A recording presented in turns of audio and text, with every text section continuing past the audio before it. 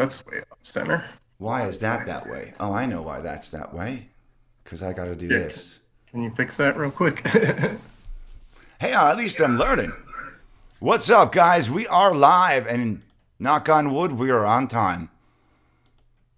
Can Can you you guys fix hear us mine okay out also? there? Underfed?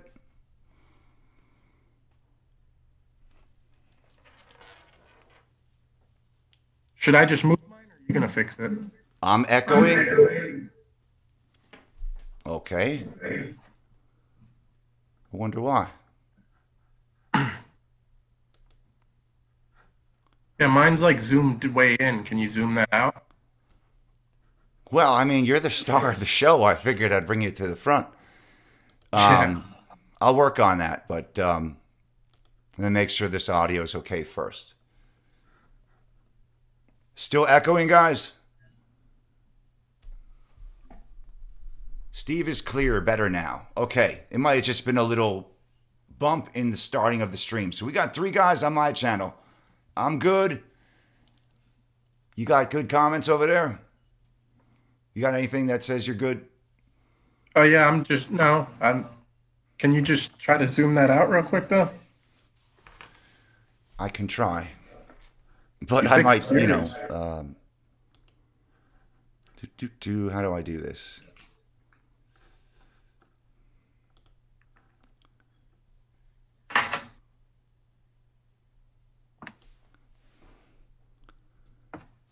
Does that look better? No, Okay. I'm trying to move it, but it sucks because it's on like a 10-second delay. Yeah, that's definitely. Yeah, you like that? Yeah, that's perfect right there. There you That's go. that's how I'm How's feeling. that going? All right, I'm zooming you in. Let me get you. No, you need to zoom out Well, and I'm then trying to. flip me back right side up. No, that Flip me. was easy. I'm trying to get out. There we go. Zoom out. Problem is, you're too small. Let me see. You're to the. You're. Can you twist your machine? Yeah, it's like weird. I'm on like a 10-second delay. Yeah.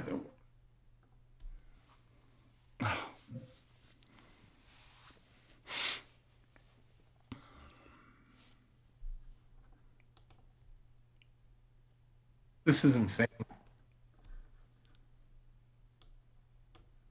Let me do some more work here. Yeah, it's not. It's. I'm moving the camera and it's somehow staying in the corner there.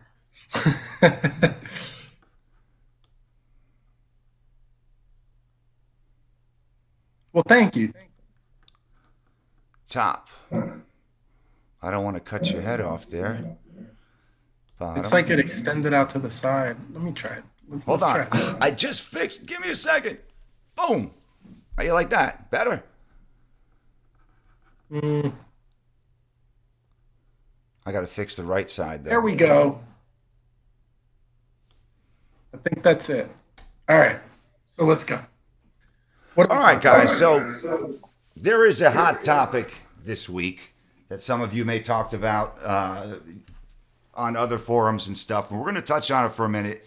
And it's about the GT500 allegedly limited at 180 miles an hour. And Steve, being a track guy, I figured it'd be a good guy to talk to explain whether that limit is done in vain because they just felt like it, or if there's a really good technical reason for it. So, why don't you take the floor there, my man? Yeah, definitely. I'm already seeing like a mass hysteria already of all the people crying because the thing doesn't do, 200 miles an hour. We know the last 13, 14 GT500, that was one of the things that it kind of claimed that it did 200 plus mile an hour. But I think what a lot of people, number one, are missing is like, where the hell are you going to do 200 miles an hour? I mean, Right. there's not a track in this country. Remember, guys, again, I'm going to keep saying this. It's a road course car. They're building and marketing a road course car. There are no tracks in this country, or a lot of other countries for that matter, that you can get a car up to 200 miles an hour.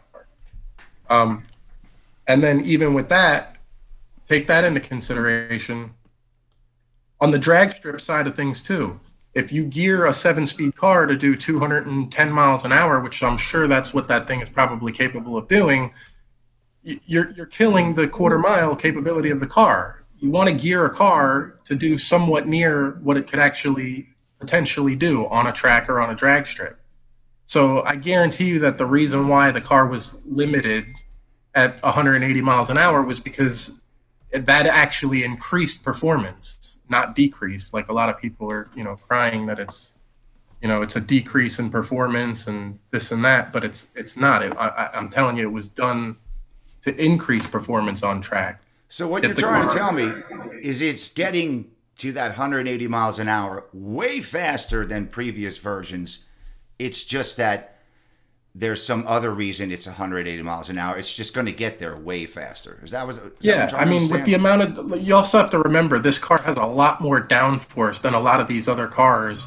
Like, for example, the last GT 500. Right. Power is greater. The car will accelerate faster. The mile an hour will be higher in the quarter mile. Everything about the car is going to be faster. But I think a lot of people are looking at that 180 mile an hour top speed and going, "Oh my God, it's not as fast as the last GT 500."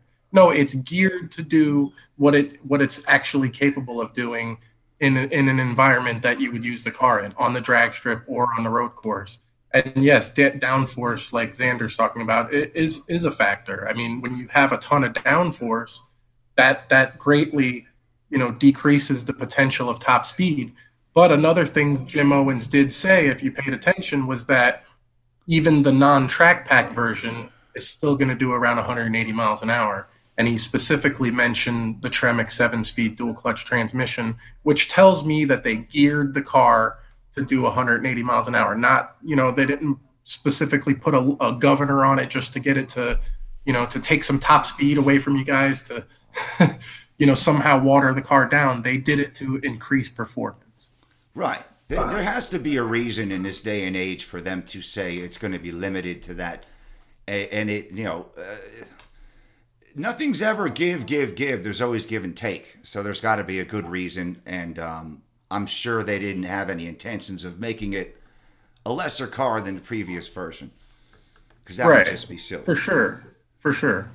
I mean, the cars are, they're no doubt would have been capable of 200 miles an hour if you just look at the power that it has and what the car weighs. And a lot of people, I'm not sure if you know this, but weight becomes less and less of a factor as the car gains speed. So where weight has a huge effect on acceleration capabilities, it doesn't necessarily have that large of effect on top speed. So, 700 plus horsepower, if it was geared, if they wanted to, throw a stat down on paper, it would have no problem doing 200 mile an hour. Right. I see.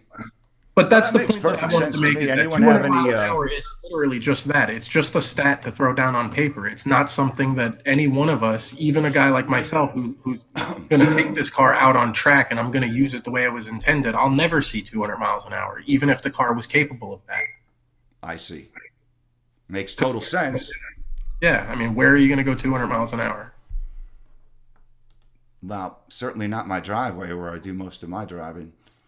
Um, so I mean, let's just take that a notch further, Steve. If you're saying they're not going to go 200 miles an hour, what would be an average speed that folks like yourself would go? Is it like a 135, 145? Is that what I we mean, would say? average would probably be in that range on track. But let's look at some fast tracks that we have in the United States, for example. VIR is a really fast track. There's a really long back straight there. You might do 150 plus there. Daytona, they run part of the big ring there on the road course, and I know guys that have gotten up over 160 in the GT350R. I'm sure in the GT500 it'll probably be closer capable to that 175, 180 mark. But that's pretty much at the edge of where these tracks will allow you to, how long they'll make their straightaways to limit how fast you can go. I mean, there's really just, you need a serious stretch to do 200 miles an hour because you also have to figure in, you have to get the car stopped for the next corner. So Right. Well, that's still rolling. God, because you're not doing that for 10 or 20 seconds. You're doing that for nearly 30 minutes, right? Yeah, I mean, most track organizations will run 20 to 30 minute sessions on track. So yeah, 20 to 30 minutes of that. Jeez. That's got to be a Road rush Atlanta is then. another fast track. On the back straight at Road Atlanta, I'd imagine you probably get up to 160, 170 in the GT 500. I've Wow. seen some What about nasty Road stuff at Atlanta? 180. That's what I'm saying. At Road Oh, Atlanta, I'm sorry. I'm there's sorry. yeah, I'm keeping there's the a volume a little really low so we don't have any issues. sure. So I There's apologize. a really big back straight at Road Atlanta, and you could definitely get, you know, probably 160. Which you think about what I'm saying here. I'm talking about the fastest tracks in the country, and you notice a trend here that the cars that are, five, 600 horse, they do about 160, 165 on the Hmm. fastest tracks in the country. So add another 100, 150 horsepower into the mix. What's it going to do? It's going to do around 180. So it sounds to me like they got this thing dialed in to, basically it can do what it can do on the fastest tracks in the country. So that's probably why they decided to dial it in at that 180 mile an hour mark. I I see a see. couple questions here. The only thing I've seen officially, and that's what I heard from Jim Owen's mouth. I saw a couple articles. Somebody said that it was governed at 180, but what came out of Jim Owen's mouth, he didn't say that it was governed at all electronically. He said that they decided to keep it at 180 miles an hour due to the amount of downforce the car made, and specifically mentioned due to it working well with the Tremec 7-speed dual clutch. So I took that hearing. I mean, it could, it's possibility that they, but at the end of the day, like, what other reason would they have limited the thing at 180 miles an hour? It surely wasn't just to water down their marketing. You know what I'm saying? Like, there was a legit reasoning in limiting the thing at 180 miles an hour, whatever that reasoning may be. And I don't think it had anything to do with safety or any of that stuff. I mean, the car comes on Cup 2 tires. There's plenty of other cars out there that come on Cup 2 tires that can do over 200 miles an hour. So, Right. So that's not the limitation there, right? The right. tires. Right. Okay. Hmm. Well, I don't have any questions. Anything else on your side? Now, the only other thing I would add that's new on the GT500 is in that same interview, so to speak, that I saw with Jim Owens. They did kind of emphasize the 700 plus thing again. I guess the sign that they had out for the little private track event they had it listed as 700 plus plus. They had two plus symbols next to it. And when he was asked about it, they basically said that they're looking for another. I took it as he didn't really explain it well, but I took it as like it's not going to be 7-0, Right. 9. Right. That they're looking for there's going to be another digit after the 7, and then in the tens, I'm guessing. So I'm really starting to think that they really are trying to dial this thing up as much as they can before it's time to claim, all their EPA specs and fuel stuff, and maybe we will see this thing get close to 800 horsepower. That'd be nice. It would be awesome. Yeah, because I mean, really, for some reason today, everyone wants to have the highest horsepower and have that bragging right. But really, what comes down is the performance when the rubber meets the road. I mean, what's the time going to be? Is it going to handle? Can it do the track sessions without going into limp mode? That's what really matters. The numbers are just marks in the sand. I mean, as far as my I'm my concerned. initial reaction to it is it's a lot of downforce. Like, I don't remember the exact specs, but there was a test and an article out on the Viper ACR a while back, and they were saying like how it actually showed like the top speed capability of the car with the aero and then without the aero, and there was literally like a 30 mile per hour difference in capability. So when I first saw the 180 thing, I'm like, it's downforce limited. But when Jim said the car without the downforce is still going to be at the 180 mark, it makes me think that it's a gearing thing. They want the car to be geared to accelerate as fast as it can possibly accelerate. If you gear it to do 210, which it's probably capable of, it's just going to slow it down in the quarter mile. I mean, there are still guys that want to buy this car just to drag race it. Right. And when you're talking gearing, you're talking not only just coming out of the hole acceleration, the mid range where it counts. When you're already running on a track, you come around a corner, you got to let it rip. That's the power band that's most critical to a track guy, I'm guessing. I mean, it's not just that. I'm just saying, like, you're leaving gear on the table. If you gear the thing to do 210 miles an hour and it does the quarter in 135, you know what I'm saying? You're leaving a lot of acceleration capabilities on the table. Look at the 10 speed as an example. One of the reasons why the 10R80 cars are so fast in the quarter mile is because they're literally rowing through gears. Bang, bang, bang, bang, bang. And if there's literally a 5 to 700 RPM window that thing's operating in. So, if you gear the thing to do 40 miles an hour, 50 miles an hour higher, you're going to lose some of that accelerating. I see. So I'm not thinking of it. I see. I see. Yeah, that makes sense. That makes sense. Right.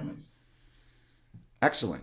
So, I mean, unless they just want to throw a crazy seventh gear on the thing just to make it hit a number. But again, what is the purpose of that? You're not gaining performance. You're only throwing a stat down on a sheet and saying, look, it does 200 miles an hour. You'll never do it or never have a place to do it, but hey, it can do it. Well, one of the other things is, from a racing perspective, something you've done more so than other folks. What do you think of that DCT specifically? I just want to take this a little further since we're going. Well, what do you mean by what do I think I mean, of it? Do you like think as that's far going as to that and not help having a or manual? hinder the performance?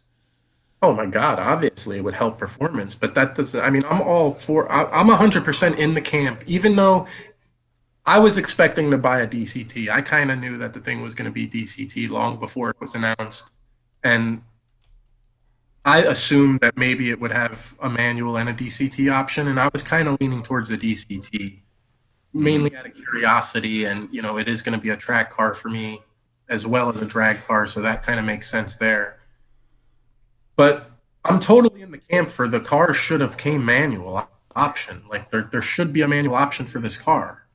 I don't want to hear that. Oh well, because it shifts in 7 milliseconds. So, you can't shift that fast in a manual. That's why we didn't do it. Well, who cares? A lot of people don't care about that. A lot of people don't care that it shifts in 7 milliseconds. A lot of people just want to drive a car that's fun to drive.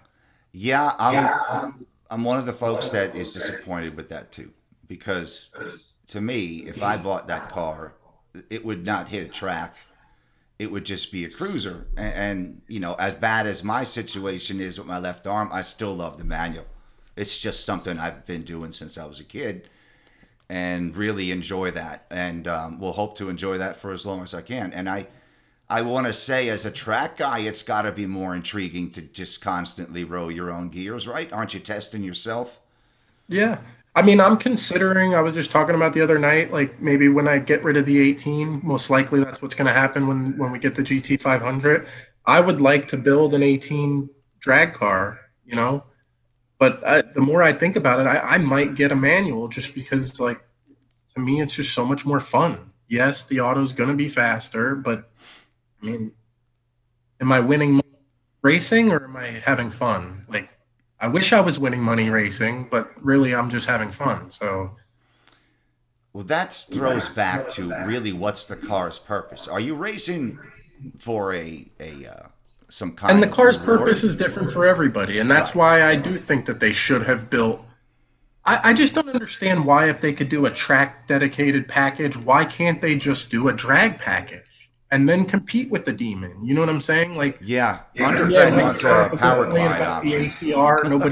ACR. Nobody cares about that or complains about that. But I feel the same way about the ZL11LE and the ZL1. Like, that car was taken very well, and still to this day, I mean, nobody compares it to the Demon and goes, "Oh, the ZL1's a fail." Well, understand that that's what the GT500 is. It's ZL1 competition. It's not meant to compete with the Demon. Do I wish that there was a product even for the other guys? I don't really necessarily. I'm not in the market for it. But for the other guys out there, absolutely. I think there should definitely be a drag package for, and how hard would that be? I don't understand. Why can't they just put smaller brakes on the car, give you a drag wheel option with the car, maybe like the Demon did, just throw a drag radial on the back. It's still a DOT tire. Right. And I was And going to buy two of them, take the like one coolers off the automatic. thing, take the strut towers off, take the aero off, put smaller brakes on it, and a set of wheels and tires. And it's literally, I don't see much engineering that needs to be done. The car would probably rip down the drag strip. No doubt. I'm trying to get my stuff adjusted here a little bit better. No doubt would it. Um, since we're on the topic of track, I want to just keep going a little bit more. Um, Yeah, but the you problem is with the Cobra Jet. Sorry, one other thing I want to touch on. The problem Sure. is with the Cobra Jet is similar like with the FP350S or even the Mustang GT4 for the track guys. It's not a titled vehicle, so what that means is that you can't really get what you can't go finance one of those cars. So that makes it pretty much out of touch for most people. You know, those cars are up over 100 grand. The FP350S is like 130 grand, and then the GT4 is like $200,000. I mean, and you better have the cash to buy one, and then you can't register it, you can't put it on the road. So for the all-out race guys, yes, you could definitely just buy a Cobra Jet, but most people are looking for a street car, and then they want to take it to the drag strips on the weekend, or they want to go do track day. Right.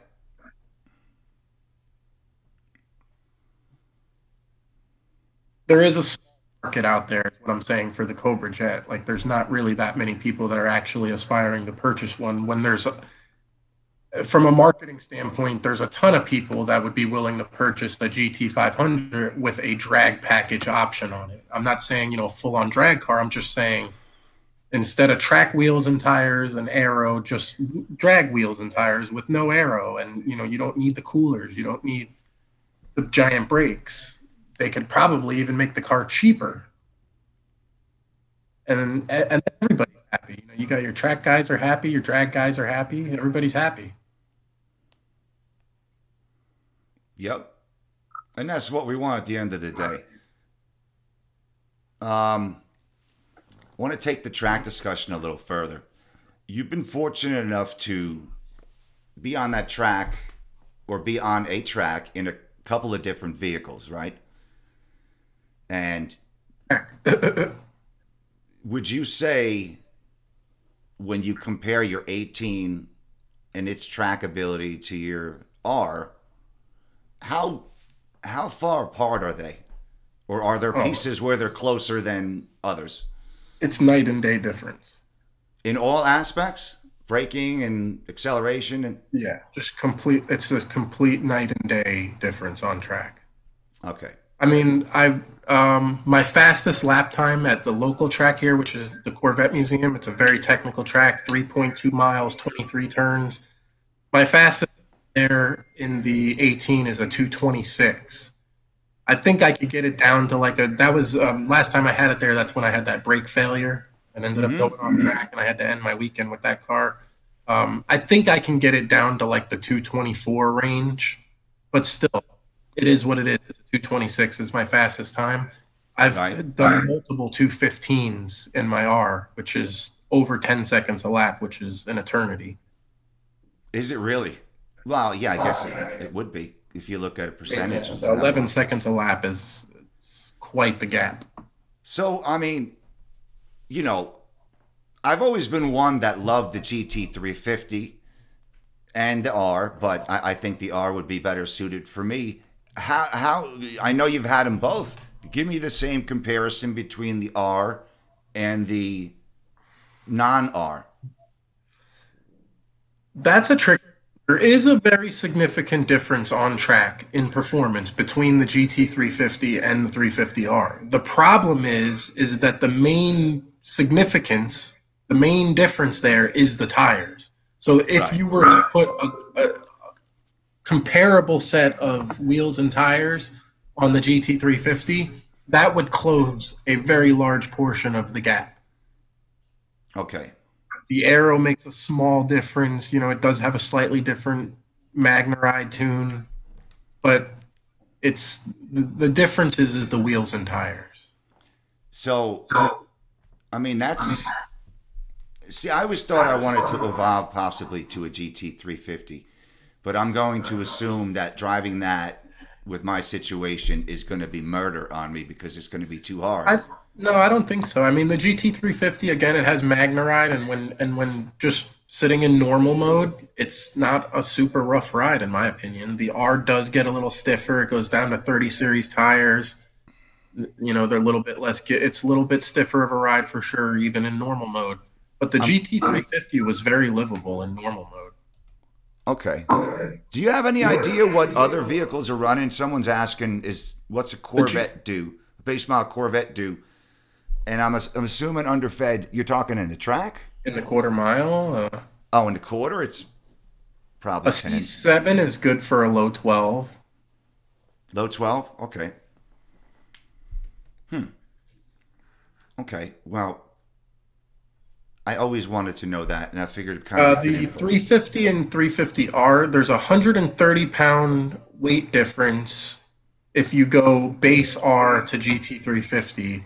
If you go electronics pack R, which adds the air conditioning and all that other stuff, the electronics pack and all that stuff, it's a 90-pound difference. So my car is 90 pounds lighter than a GT350, but like Tunnel Chasers R is 130 pounds lighter than a GT350. Oh, you. That's right. You have the electronics package. He does not, which Correct. is fine until it's summertime. Yeah. I mean, the route that I went with my car, I do wish I ordered it just as a base, but at the Well, for time I your was kind of purposes, thinking of resale. I could see it would have been better off, right? Because you don't street that car. Right, because it's a track car. But at the time, like I said, I was thinking of resale, which I Hmm. shouldn't have been thinking because this car I probably won't ever get rid of, Right. or at least I don't see, I don't see it anywhere in my near future. Excellent. Excellent. Anybody have any questions before I roll on to another one? I think the Corvette Museum truck. Where I was thinking track. I think he was thinking the Corvette Museum truck, or I was. Oh, okay. Oh wait, what about the Corvette I'm Museum? not sure. I'm not sure I answered your question then, guys. What was the question again? The question was,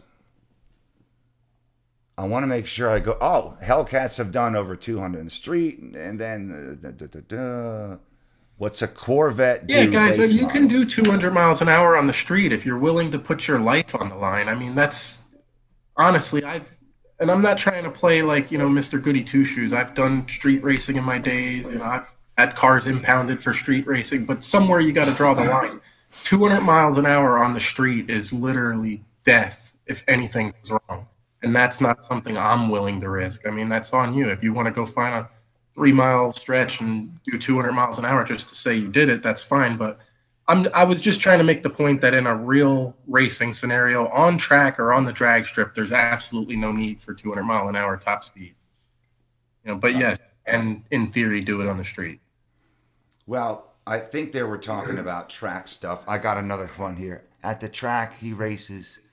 What's a Corvette do? Well, no, I was referring to the 200 mile an hour comment in a Demon or a Hellcat. I'll put money on it. You're not doing 200 on any track in a Hellcat. No, come on. Like, there's no way you're coming anywhere near 200. No, the only way you're getting that is on a half mile, and that might even be a stretch. No, a half mile's not enough. Like, not even close. So it's like a 1 mile full, because I At understand they have least some a 1 mile mile. races At too. least a mile. A mile with a rolling start. Wow. I guess once you start building up over a certain Yeah, it gets hard to speed, gain those last few miles an hour, and you don't realize how much distance you're covering. When you're doing 185 miles an hour and it's going 186, 187, 188, 189, every second you're covering a damn football field. right? You know what I mean? I see. Makes sense to me. Um, I want to jump into the Terminator topic for a minute, but I have to get a water because I didn't. So I'll be right back. My GT350 has about 4,000 miles, and just about all of those are track miles. So it might have about 500 street miles on it just from breaking it in and going to like random little car meets and stuff like that, but all track miles. Okay.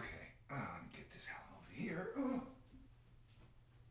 Mike's car is pretty much stock. I think he just has the exhaust on it. I know he had Flowmaster, but I think he said he changed that out because it droned too much.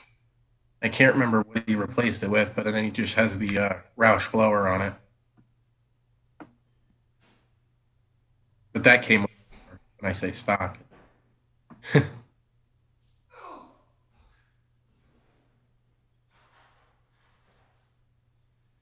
No, definitely not selling the 350R when I get the GT 500. The 350R is my track baby. That's going to be, like I said, guys, I plan to compete with that car in time attack and time trials.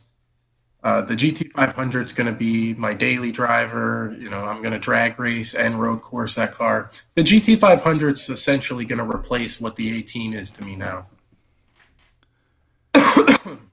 Something that's going to be really good on the road course, but still can take to the drag strip and have a lot of fun and do well. Because in all honesty, the 350R prepped the way I have it prepped for the track, it's terrible at the drag strip. Feels like it's going to break.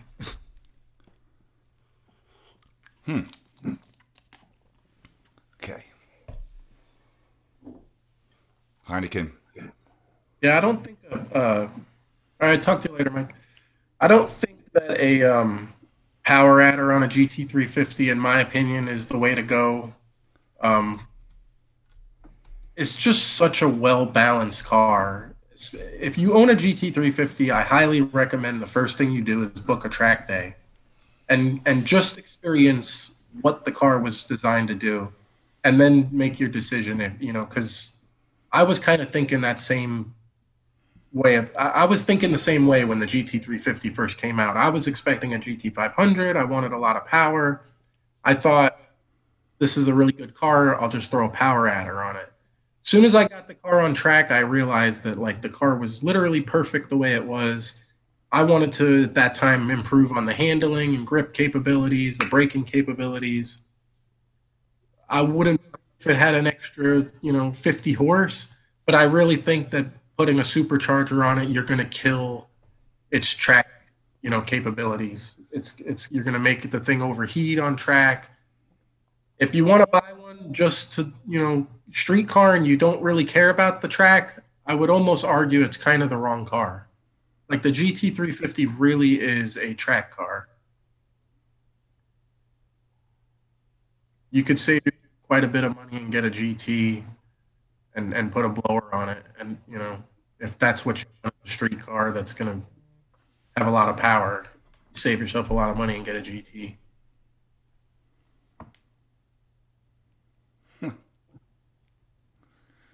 My 350R is a 2017.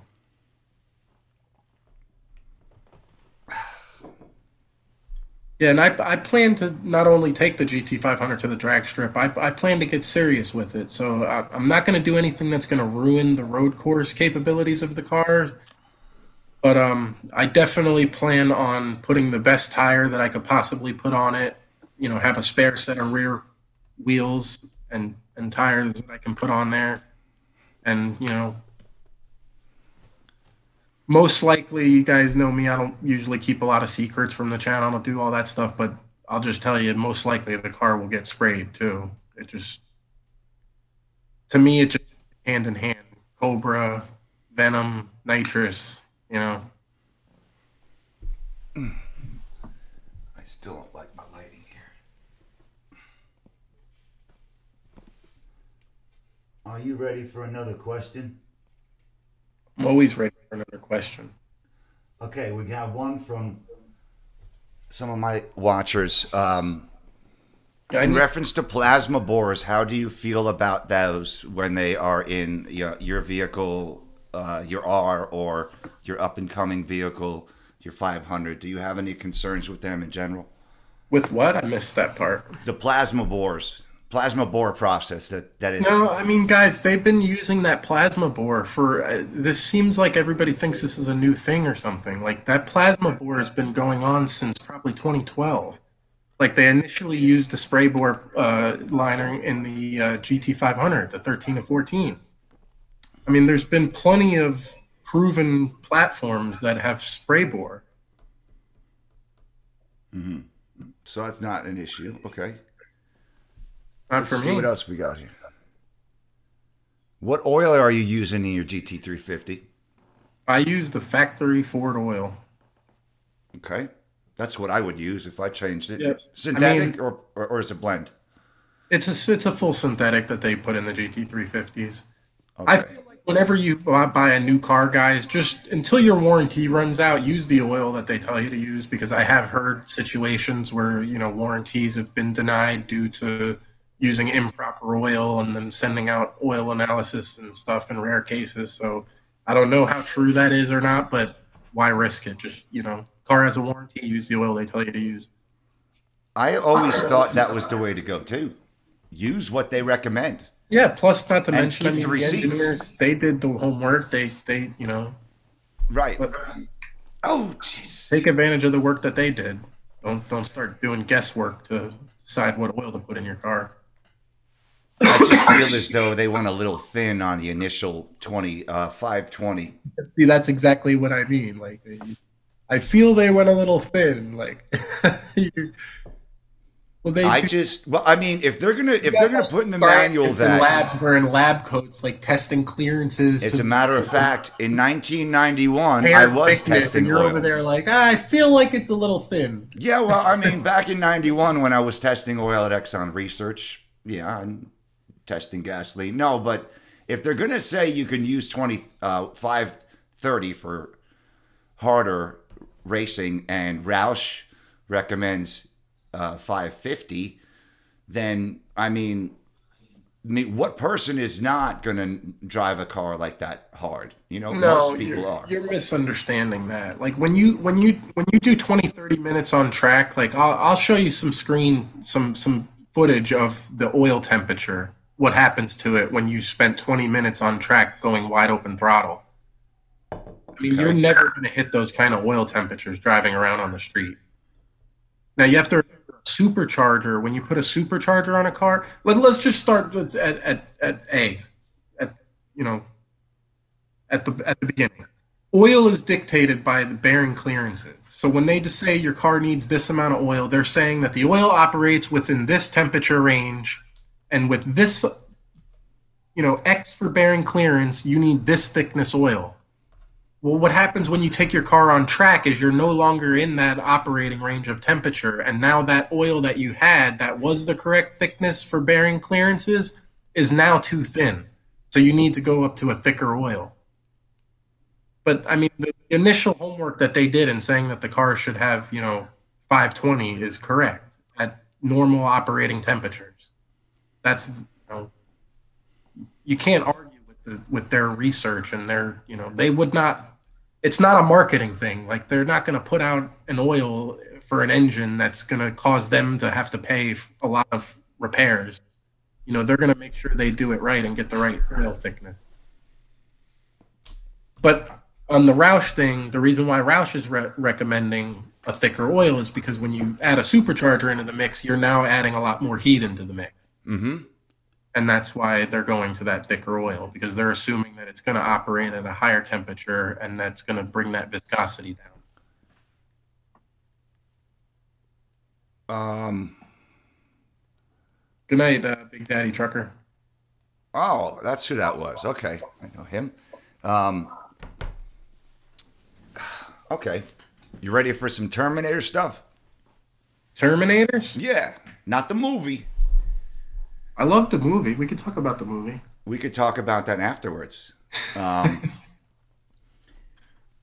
I am, like I said a few times ago, a few streams ago, I'm kind of new to this, and what I'm seeing is, that the Foxes are coming around as a collectible, and now you see this Terminator as this coveted thing that is out there now that is like was a pretty badass vehicle in its day and still is by all accounts. You don't have to really do too much to that Terminator to get it to run some solid times. It's got a great setup in it, and it was almost a car that was ahead of its time. My point, if I could actually get to it, is where do you see that car in the next, 10, 20 years? Is it going to be on the top of the list of the Ford collectibles since you've had one for 7 years? 5 to 8 years ago, I would have thought by now that they would have came. There would have been a drop off in value in them, and then I think that they were always destined to be one of the more desired Mustangs and really hold their value. But I will say that those cars have not dropped value at all. I mean, literally since they were released, there's cars out there that still sell for what the window stickers had on them. I mean, those cars were, in the mid to low 30s, brand new, and there are some cars still bringing in the 30s. And that's impressive because I mean it's not even that old yet. When you consider as far as it's not old like a early Fox. And it's bringing money. So I mean, that would be something that if you can afford to have one on the side, keep it in the garage, you might want to keep one like you have a really good example of it. It's the correct block and everything is the way it should be, correctly? I mean, I know it's hopped up right now, but mine actually has a fully built motor in it. But it's the right block, right? Technically, no. Okay. Mine has a fully built. Mine basically has a home built illuminator. When I say home built, it was built by a machine shop and myself. Everything was done to spec, but it's a copy of an illuminator engine. So mine has a Texit aluminum block, headwork, fully forged pistons. It still has the factory Cobra crank and rods, but the Cobra crank was a forged piece from the factory, and so were the rods in the 0304 Cobra, which are good for every bit of 800 wheel horsepower, which I knew I really had no intention of going to. That would be way too much to well, navigate. This car now, where I'm finishing this car off, is really what I had always envisioned. I considered when I built it, possibly hitting it with nitrous on top of the Kenny Bell, but I had always envisioned it being, a Kenny Bell right around the 625 to the tire range. I feel like for a street car and for that chassis, that's right in the sweet spot of like where it's almost too fast, but it's still plenty manageable. Those cars become a real handful after like 600-700 horsepower. I mean, they're so light, right? They're low threes. Yeah, they're light, but they're shorter wheelbase than like the newer cars. That every year, like each generation, the S550 wheelbase keeps getting longer and longer, and as you lengthen the wheelbase, the car is more stable. That's why if you ever look at a funny car or a drag car, they're always 20 feet long. Right. You lengthen the wheelbase, and the car just wants to go straight. But yeah, those. That's why Fox bodies are so crazy. You get a Fox body with 500 horsepower, and it's like freaking an animal. And this short little wheelbase is a handful. Yeah. So, I mean, that would be one to watch for folks out there who run across a good deal because a clean, unadulterated, let's call it, mostly stock one is going to bring you high 20s all the time. Yeah. Yeah. I mean, I expect to get mid 20s out of mine. Mine does have 23,000 original miles. I mean, it's got a motor and stuff in it, but my buddy Rob's father had a convertible. Wasn't it a convertible, Rob? Maybe I'm thinking about the wrong car, but he had one that had 23,000, and it brought over 30, I think, without any issue. Yeah, and nice. A lot of the color. stuff in my car is like really desirable stuff. Like for example, that Kenny Bell, the 2.2 liter. That's kind of like one of the most popular superchargers ever for the 03 Cobra, which you can't even get anymore because Kenny Bell stopped making them. But that wasn't factory, was it? No. It's an aftermarket blower. That's what I have. What was called the Blowzilla. It was the original aftermarket supercharger replacement for the 03 Cobra. And they're screamers. Like it's hands down the loudest supercharger that you can put on an 03 Cobra. I saw that video. God, it's loud. as the superchargers got more and more efficient over the years, that they make less and less noise. So that blower is, not the most efficient head unit on earth. It still generates a lot of heat when you really try to spin it, but you can make 600 wheel horse no problem, and it's the best sounding blower you could put on one of those things. And that's I have more than enough power to put that car, what, low 11s? Easy? Oh, on a good tire, dude, that car, I don't even know, man. I would think a nine is a possibility, but it would have to really, it would all be a matter of how well you can get it to hook. Yeah, I would imagine that's a On tough the choice. right tire and skinny setup, I think a nine's a possibility. Damn, that's moving. Yeah. I mean, you figure there's some high 600, low 700 wheel horsepower S550s that have done nines. So it's the power, the mile an hour is there. I think that thing will do high 120s easily, maybe even low 130s. So it's got the mile an hour there. It'd just be a matter of getting it to hook to do it. But realistic would be a 10-second car. So, I mean, with yours, I know you're close to putting it back to where you want to get it. I mean, based on our little discussion here, is that something you have mixed emotions on parting with, maybe? Oh, I definitely would love to keep the. I hate to sell that thing, but realistically, I mean, sometimes you a step back before you can take another step forward. You know what I mean? Right. Right. And I don't really see any way that I could swing getting the new GT500 and keep that car because I still owe about 25 grand or so on the R, and there's no way with I have the loan out on the truck still, which is a pretty hefty one. There's no way they're gonna find I can keep the loan open on the 350R, the truck, and then buy $100,000 GT500. Well, maybe there's a way, but And the only way I can pay off one of the cars is if I sell the Cobra. I don't. well, sell it to me, and then I'll sell it back to you Well, when I'd you're be ready. happy to sell it to you. Yeah, I mean, really, I'd love to sell it to somebody that I could maybe potentially one day get it back.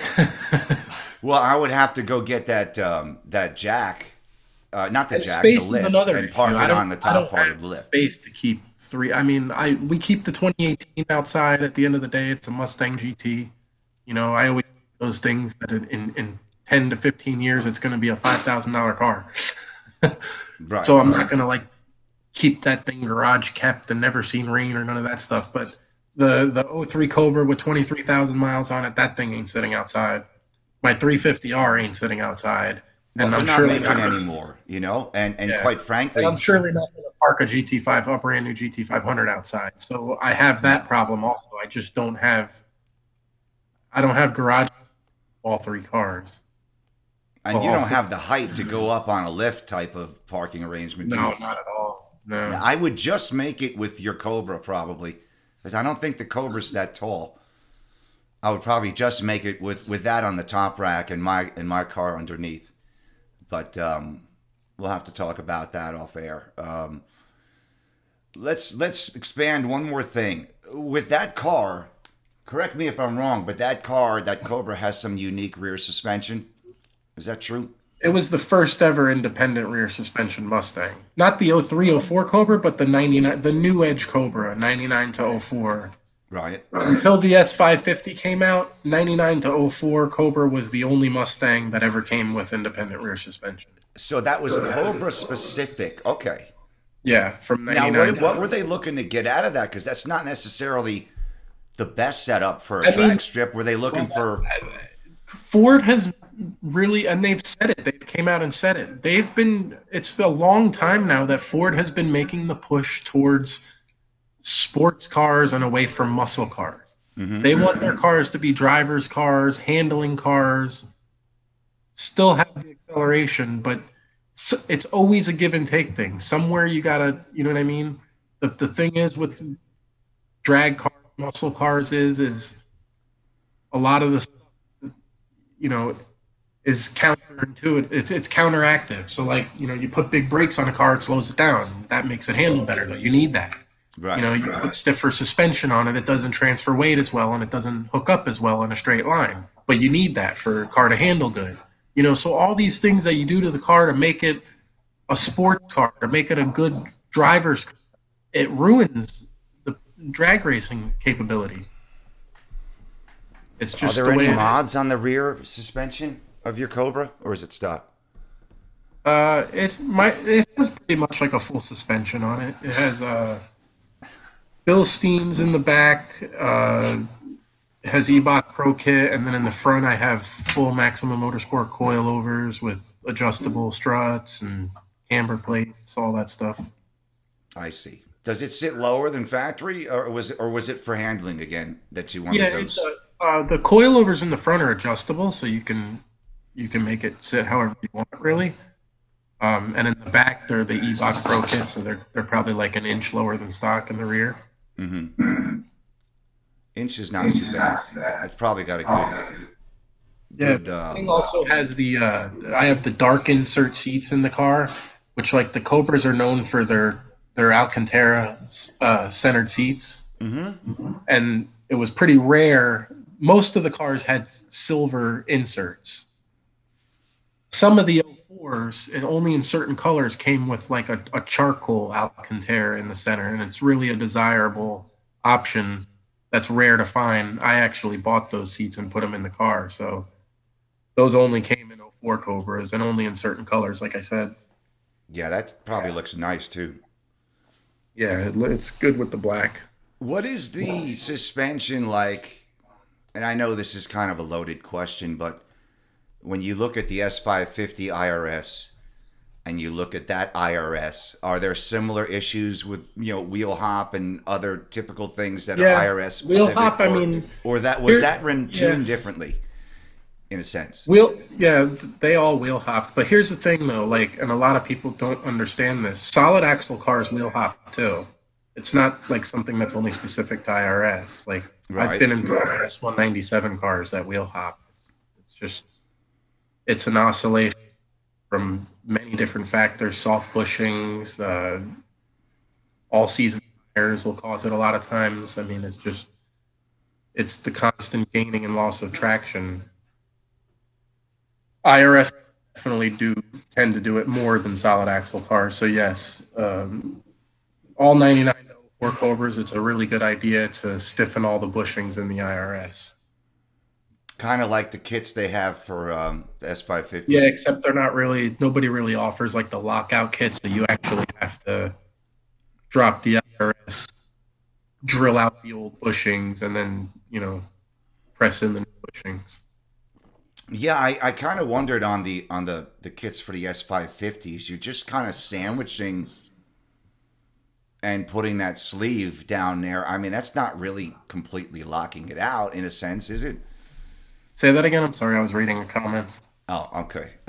If you look at the S550 kits that are out there to Right. lock out that axle, you're not really completely locking it out with you're just kind of sandwiching additional material that is less likely to move, and that's where you No, get the they stiffness. do lock it out because what they do is they fill in that void with metal, and then a lot of times it's tied back. Like for example, the BMR IRS lockouts, like those go up into the bushing, fill all the void up, and then bolts back to the chassis. So it literally it locks it in place. Like it's a proper term. It locks it in place. I see. But you're adding additional stuff. Like if you were building an all-out race car, that wouldn't be optimal just to use lockouts because you're adding additional weight to the car. You're adding additional stuff.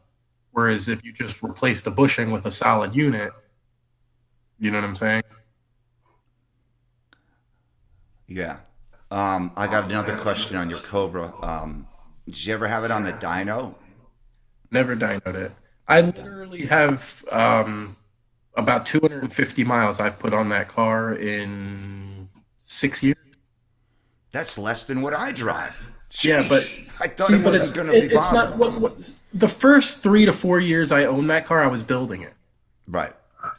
and then after that, I got sidetracked with the whole S550 release. The S550 was being released. I decided I was going to buy one. I went with the whole order, and from there, it's just been a snowball of I traded the S550. I got the GT350. Then I got the R, and then we got the 18 now. So it's just like it's literally I've had no attention for that car since I've owned it, other than building it. Right. Which kind of segues into another thing here. I gotta adjust my light again. It's driving my eyes crazy. Um, Yep, Victor.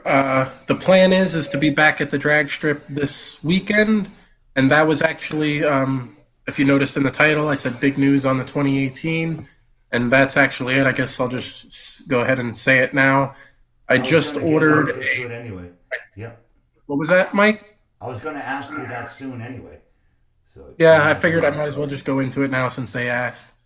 So I just went ahead tonight, just before the live stream, and I called Palm Beach Dyno, and I got a HP Tuner's N gauge with E85 tune and a booster pump on the way. So I know, guys, that the plan was to try to hit a 10 on the stock tune, but sometimes when they say you just got to trust your gut, lately I've just kind of been feeling a little bit nervous about just continuously going back and making drag passes on a stock tune on nitrous.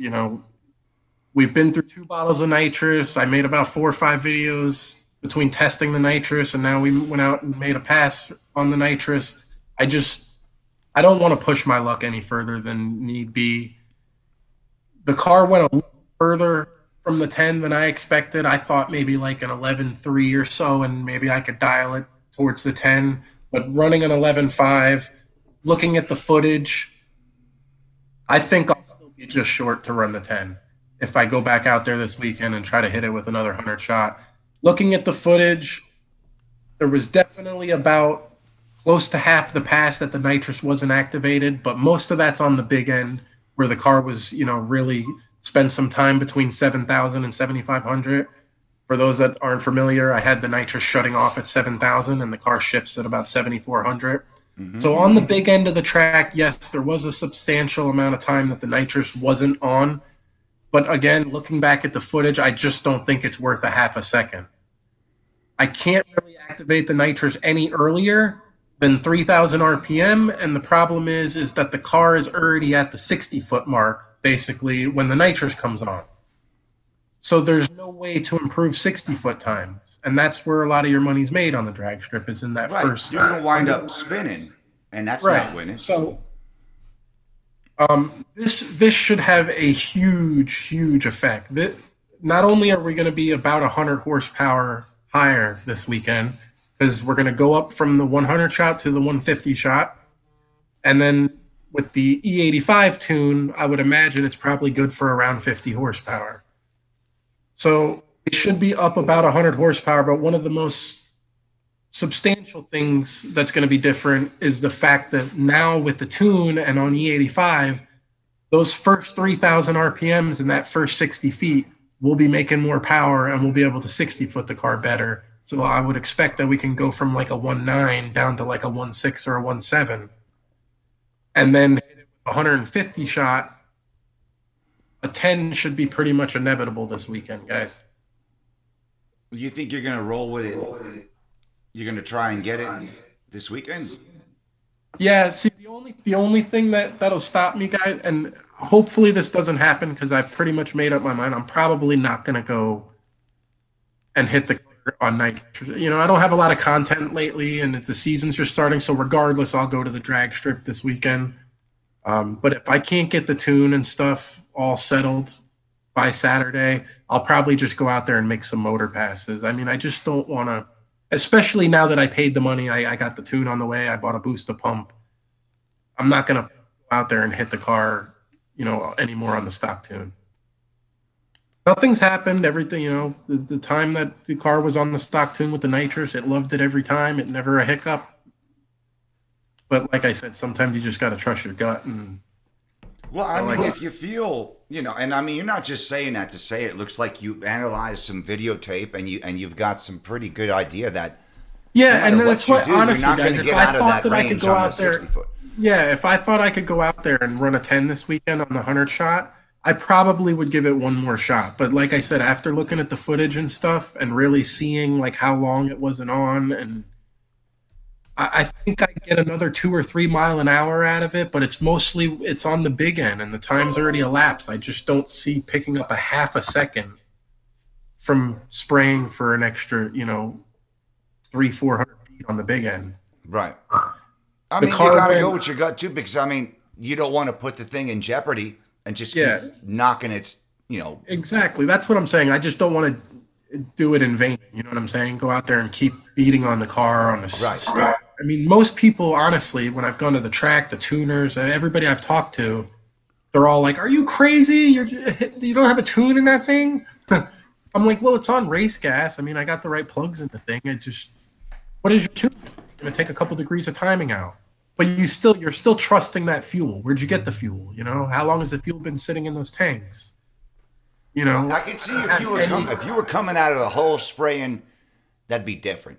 But Yeah, and if I it's had a set way to up data right. log without, if I was able to data log it, maybe I would have some peace of mind there and see that, yeah, the thing's not knocking, and the gas that I the tank is working for the 100 shot. Then maybe that would be something different. But as of now, it is what it is. The tune's ordered. Hopefully it'll definitely be here Thursday because I paid for expedited shipping. I will have the tuner in hand Thursday. The problem is being a nitrous and E85 tune. The initial tune they're sending me is not going to be a sprayable tune. It's going to be basically a request for a data log. So they'll send me an initial tune, I'll flash it, and then they'll ask for a data log of the car idling, part throttle, and then probably wide open throttle pull. I'll have to send that data log back, and then they'll send me the tune that I can actually spray on. So we just have to hope that between Thursday and Friday afternoon when they close, that I can get the data log back to them, and they can get me the final tune vision. That's awesome. So you have some good content coming. Yep, I mean, I'm really pretty excited about this one because I think that, well, number one, I've never ran a 10. Been doing this shit my whole life, and I've just it's kind of that bucket list thing. I've still never ran a 10 yet, so Right. there's that. But I really think that this is going to be, it's going to impress. It's that 100 shot is going to make quite a bit of difference over the 100 shot. I think spraying all the way through the gears is going to make quite a bit of difference, and then the fact that being on the tune and the E85, the car is going to do a lot better in that first 60 feet when it doesn't have the nitrous to help. Absolutely. It's going to get the I last think bit we're of gonna, juice out I of the think car we're going to that you really skip from need. like trying to get into the tens to like running well into the tens. Right. I wouldn't be surprised at all if it ran a 10.6 or a 10.7, which I would be That's respectable, man. That's friggin' ripping. ecstatic if it did. But Well, I mean, you would be the first guy that I know of, and I'm not saying you're the first guy, period, but that's pretty respectable. And I mean, if you think about investment wise, you're not looking at 6 to 10,000 to get there, which is no, what it the, would the take. investment is still minimal. I mean, you got honestly power mods. It's $2,000. Nitrous, tune, booster pump, everything. You're right at around $2,000. You do need a tire to make it all work. But Right. that same goes for any other setup that you want to run those times. So even if you want to do an NA setup and try to shoot for tens, like Stang mode and Xander, you're still going to need a good wheel and tire combo. Well, that's a given. Yeah, There's no doubt there. that's exactly my point. If I can go out there and run a 10.6, 10.7, I mean, even anywhere in the tens, I'm going to be happy. But if it goes out there and runs a 10.7, I spent $2,000, man. You know what I mean? Right. That's what's on. It's a bargain, but you got to do it. You got to treat the nitrous with respect. If you don't, you'll wind up sending a piston through your hood or side of the block or something else, and that's not where you want to go. The risk is there with anything. Right. You got risk with start a racing stock it, the motor. risk is there. Right. It's how big of a risk are you willing to take is really what it is. But at the end of the day, with a proper setup, like this is not a half-ass setup. You know what I mean? Like if you want to do a half-ass setup, I could save you half of that. You could spend half of that. Right. This is a proper nitro setup. This is window switch, booster pump. We're running on high octane fuel. We got the plugs in there for it. Everything is properly set up to keep it safe. 150 horsepower or less. It's no more dangerous than putting a blower on your car. Now, if you go out there and you buy a $400 nozzle kit and you just plumb a nozzle into your intake pipe and hook it up to a wide open throttle switch, yeah, Right. there's some extra risk involved for sure. For sure. Yeah, that's a little old school, a little bit less refined. I But would yeah, want to do it so the right way. this is really big for the 18 because after this, there's really only one place to go, and that's trans brake and axles. And I really believe that I'm leaving so much on the table from in those first 60 feet that when we go to hit that thing on the trans brake with a good set of axles on it, and I can leave at 3,000 RPM, and then maybe even dial the nitros back just to come on just after launch instead of 40 to 60 feet in. I think I think we can do a 9. I think it's possible. Well, I mean, I tell you, if you're not going to do it, you're going to be so damn close. It's going to be respectable either way, because that's just, there's guys that spend 3 times what you're spending, notwithstanding the rims and tires. That's a given, and they put in And just think jobs of how or new much cats and everything else, and they're not getting where you're getting. Right, and think of how much there is left to do. Like, let's say I go out there this weekend, and let's say I do cut that 10.7. Now, again, we're being hopeful here, but Right. let's say I cut that 10.7. The car's still on the stock intake. It's still catted, no long tubes. Doesn't even have a full cat back on it. I don't think I'm going to pull weight out of it just yet. I want to see what we can do. I But agree. I think that's the way to go. so what I'm getting at is I think if we can go out there and run a 10.7, pretty much just the way the car sits, if I throw a set of axles in that thing, leave on the trans brake, take the cats off the car, put an intake on it, maybe pull a little weight out of it, I think a 9 is very realistic. And that would be the ending goal for the car before we get rid of it for the GT500. So is that car going in lieu of the Cobra, or Most no, probably both because I won't really have a purpose for it. I mean, I'd love to start a Mustang collection, but unfortunately, Well, I'm I not was kind of rich hoping yet. you were gonna, but Please subscribe. yeah. But Please subscribe and share for Steve. We got to get this man into the 5,000 range soon. I mean, I would love to start a Mustang collection, but yeah, right now I honestly have a purpose for each car. You know what I mean? And I won't have a purpose for the 18 anymore. Right now, my purpose for the 18 is I still do have a place in my heart for drag racing. And I wanted something that I could take to the road course and not have quite the consumable cost that my GT350R has. And the 18 falls perfectly into that. It's a good, solid car on track. It's no GT350, but it's a fun car on track and it works good. But it's really good at the drag strip. The GT350R is the exact opposite. It's really good at the track, but it's really not so great on the drag strip. So I both could of those believe cars that. I kind of mean, serve a purpose. it's clear when you see folks racing them. That's not where that car wants to live. Right. And that being said, you wouldn't take a damn bicycle and race a dragster. It's not what you do. You got to put the car where it belongs. It was made for either cool street mountain driving or a racetrack, and Right. the kind of road track you're talking about. Animal, the bottle will last about 7. You probably get about 7 quarter-mile passes to a 100 shot, give or take. And obviously, the more the bigger the shot, the less it lasts. So yeah, back to the GT500 trading for 18 thing. So once the GT500 comes, that car is going to take the place of the 18 in the sense that it's going to be my drag racing car, obviously, and it still does really well on the road course.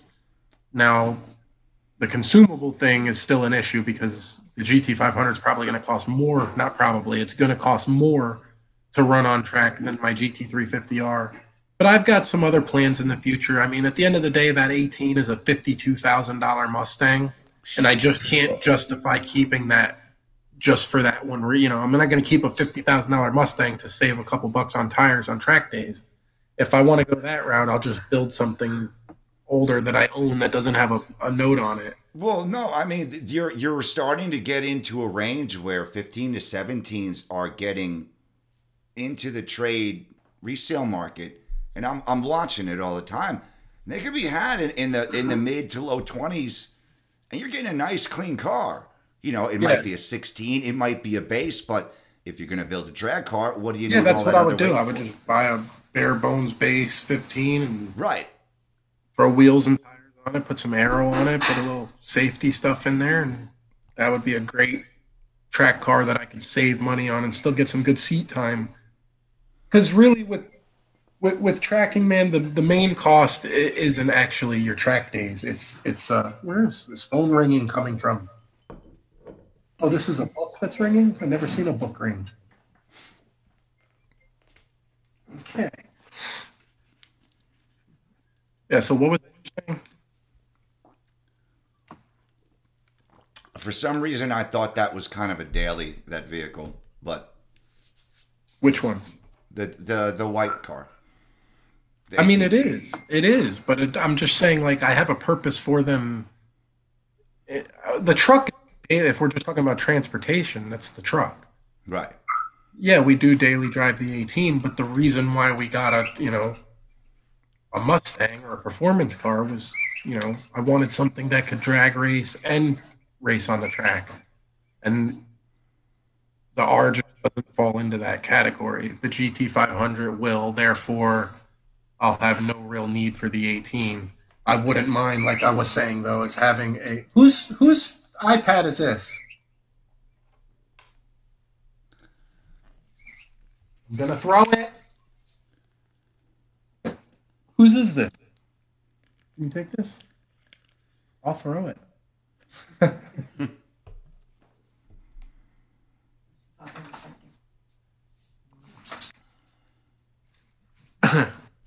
I Yeah, I see. wouldn't mind having something maybe after the GT500 and still have the R, having something that I can take out and track low cost and still get good seat time.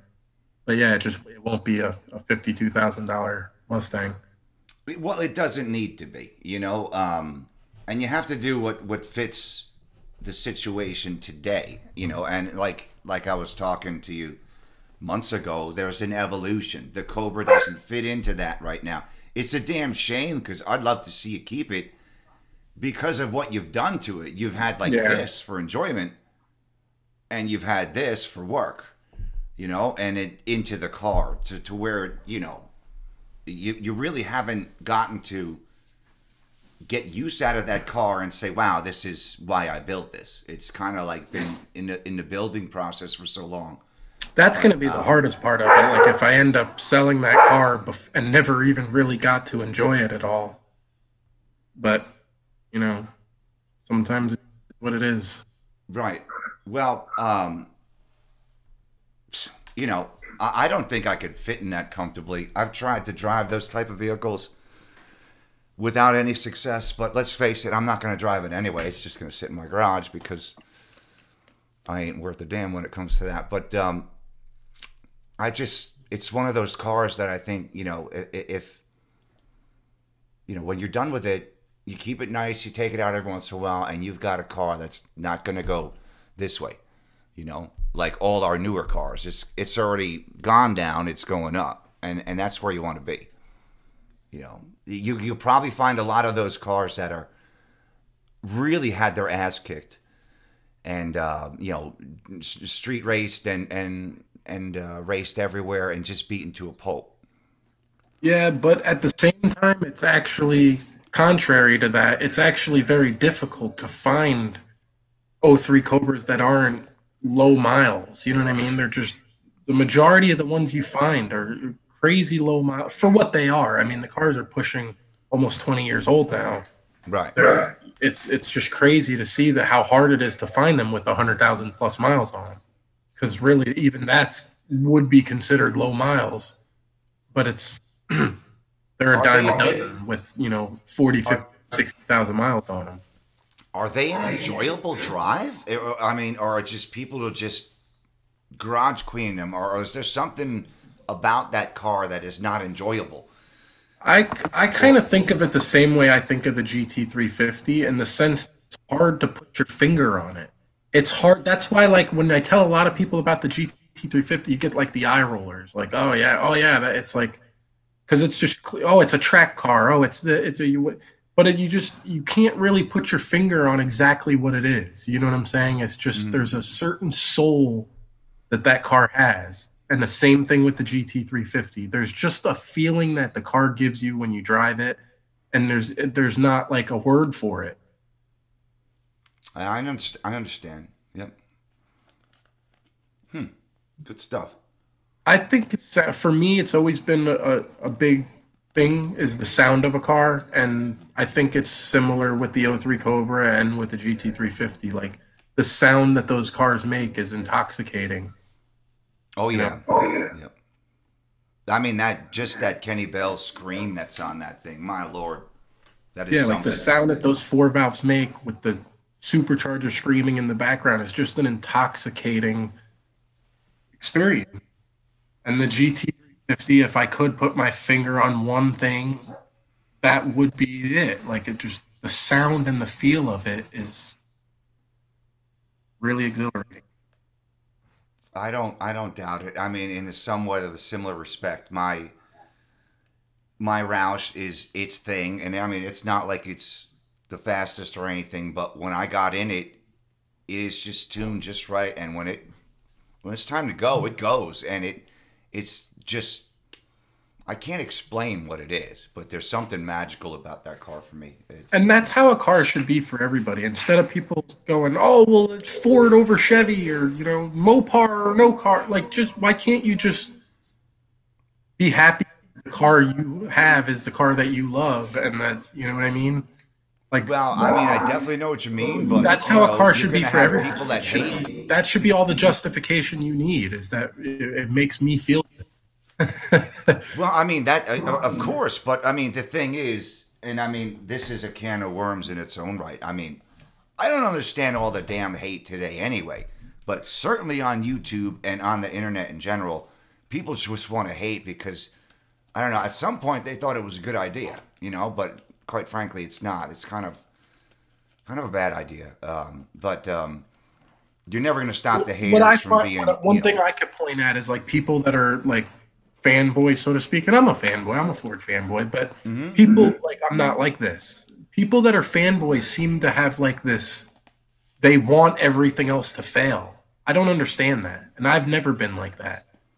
Like the competition is you what can be a drives the. Ford fanboy, but why do you want like Chevy to suck? Like, you know what I'm saying? It doesn't make any sense. Like, the products drive each other. So when Dodge Yep, right. releases a good product, it drives the other manufacturers to release a good product in return. If they just release junk, then what do you have? A little slightly Right. better I junk? mean, if the Camaro never came back in 2010, I think it was, how do we know we'd be where we're at with the Mustang? You know what I mean? They might have backed off and said, well, we don't have to, Right. We don't have to beat the Z28 around the track. exactly. We don't have to do this. We don't have to, we could just cruise. Yeah. And that is not healthy. Yeah, Competition because then is you're only natural. then you're only beating your own products. Like, oh, all we have to do is make it better than the Boss, the GT350. You know what I'm saying? You don't have to make it better than the Z28. Right. So I just don't understand why people literally want like other car manufacturers to build crap products. I don't know. It's one of those things that I'll never understand. I think differently than that. Competition's healthy, and it's in the wild. Go look and we would all be driving three valves. Al said, "Yeah, if the Camaro never But it's came funny back, when we'd you still be think about it, driving 'cause three if you valves." know how like cars are built, engineered, designed, manufactured. Like when you say, "Oh, Ford builds this" or Chevy builds cars like that," that's completely crazy to even say because it's not the same person like building these cars and eternally. You might have a totally different design engineer that this year that it wasn't even the guy that designed, and then maybe these guys work on, the Camaro and these guys work on this, SUVs. It's not the same. It's not like one brand just creating stuff over and over. It's different people coming from all over the world, from different cultures, from different backgrounds, Sure. and teaming up to build cars. So I don't understand like why people, you know, turn it into something it's not. I don't know. I think we could leave that topic right there because I don't have anything good to say about the whole thing. I mean, it's seriously, it's the most annoying thing. I don't know. I grew up differently, and for some reason today, it's cool to be a hater, Right. and I don't get it. You know what I mean? No, I really don't get it. I have to be back because this is empty, and I'll be right back. And there's no one here today. Tomorrow, it's gonna be different. Be right back. The GT, I'll most likely just trade in on the GT 500. It just simplifies the deal a little bit. You save on the taxes, and I'll most likely be returning it to stock and keeping all my stuff. So it's not really, I won't be losing any of my mods or anything like that. A lot of times, man, selling privately is just too much of a pain in the butt, and it's not usually worth it, in my opinion. If you figure in the taxes, it's usually about the same. If the dealer wants to give me 30 grand, maybe I can usually sell it for 34 privately, but I'm saving $2,000-3,000 on taxes by trading the car in. So it's just, I don't know. And of course the headache and just the ease of walking into the dealership and saying, "Here, take my car." Whereas, sell something privately, you have to deal with people and tire kickers and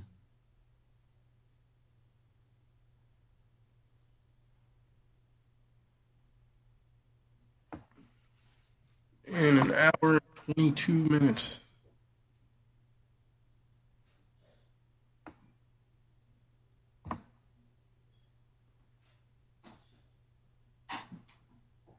See if I missed any other comments here.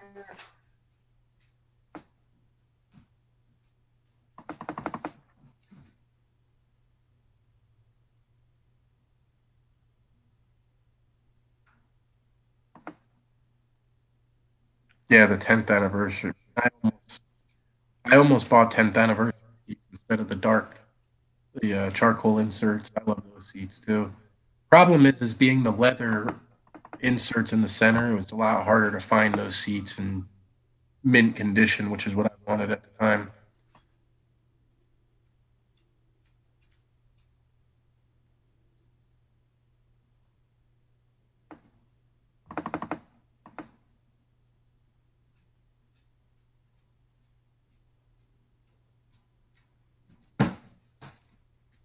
Yeah, that is true. So no matter what they build, people are always going to modify them and drag race them.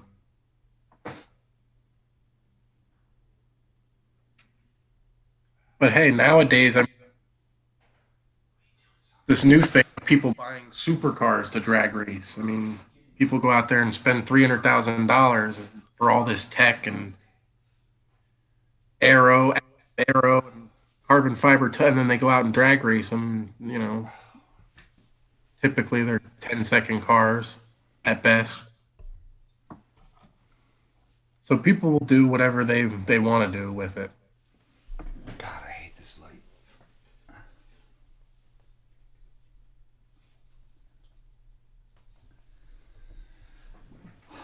Okay. Any questions on my side? I don't see any. I don't know. I can't see your side. I'm just talking to myself. Okay, no question. So, I want to talk about your plans for the GT500 specifically. I mean, obviously, once you get it, are you going to wrap it? Are you going to take it right to the track and race it? What is your first drive and what is your first mod going to be? First That one I really haven't decided yet. I mean, I probably won't jump right into modding it. I'll jump right into using it. So when I first get it, we'll be going straight to the track with the thing. Really? First thing I want to do, especially with the YouTube channel, um, I want to show what the thing can do the way it's offered. So, I want to take a couple tracks.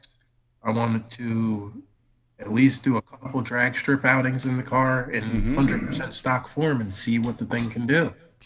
Not just what the magazines say it can do or what Ford says it can do, No, that's real world. what it actually does in the real world with the real normal person behind the wheel. Well, I mean, yeah, I mean, you want to take it and you want to see what their point was with the car, right? In a sense, where Sure. can you take the I mean, I car? want to see Because what, honestly, just me. I'm going to share what people want to see too, but just me, I want to see how its lap times stack up against other cars. You know, hmm I'm I'm pretty well versed on what cars can do at a lot of the tracks around. So to me, that's kind of the main thing I'm interested in. I'm also very curious to see what it'll do end up doing in the quarter mile. But do you at the have end of any the day, I know. expectations? I mean, Like, I expected to do a 10, a high 10. right, as it sits, right? No tire. Yeah, yeah. But I know a lot of people don't know, but you need a tire to drag race. So No doubt. I'm not gonna call the car a fail because it can't do a 9.6 in the quarter mile. I'll tell you that right Yeah. now. Anyone would call my car a fail because look at it. I can't even get on it in second without it getting a little squirrely. You know, it's just it's not sitting on the right rubber to get it to go. Yeah. But yeah, that But yeah, I I would mean, want to learn my that long car. term goal with the car would be, yeah, absolutely I'll be modifying it. Most likely I'll be nitrous on it. Um, and I'd like to put that car into the nines Hmm. and May then not have take that just one much. hell of a track car. Oh, I don't think it'll take much at all.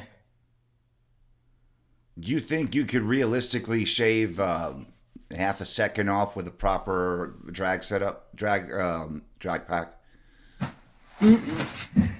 Yeah, that's not going to put it in the nine though. No, Like it's no. not. I'm just I don't saying think you'll right be out able of the to. gate. Yeah, yeah. I don't think you'll just take a GT 500 and throw a tire on it and run a nine. But I think that it should do a mid to low 10 on a tire I would agree. If they're right off the saying it's high showroom 10 floor. car, Just change the tire and it should do mid to low 10.